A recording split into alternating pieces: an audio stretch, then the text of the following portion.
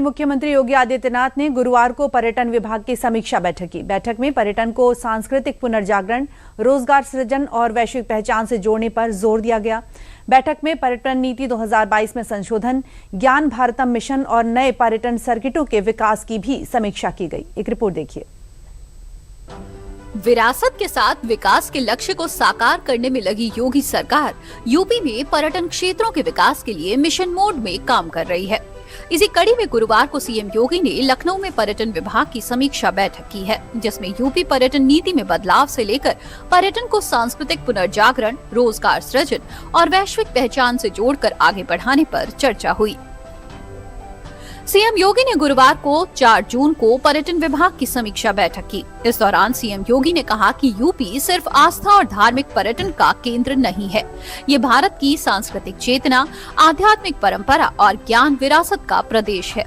पर्यटन को केवल सड़क, भवन और अन्य सुविधाओं तक सीमित नहीं रखा जाना चाहिए। इसे सांस्कृतिक पुनर्जागरण, स्थानीय अर्थव्यवस्था, रोजगार सृजन और प्रदेश की वैश्विक पहचान से जोड़कर डेवलप किया जाना चाहिए।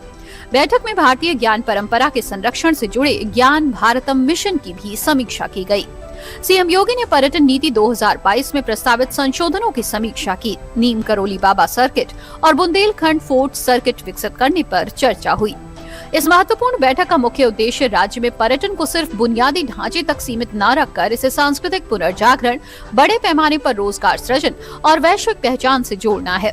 सीएम योगी ने इस बैठक में ज्ञान भारतम मिशन, पर्यटन नीति, नौसेना शौर्य वाटिका, छत्रपति शिवाजी संग्रहालय, नैमिषारण्य और विंध्याचल क्षेत्र के विकास कार्यों की ग्रोथ को जाना है और अधिकारियों को जरूरी दिशा निर्देश भी दिए हैं।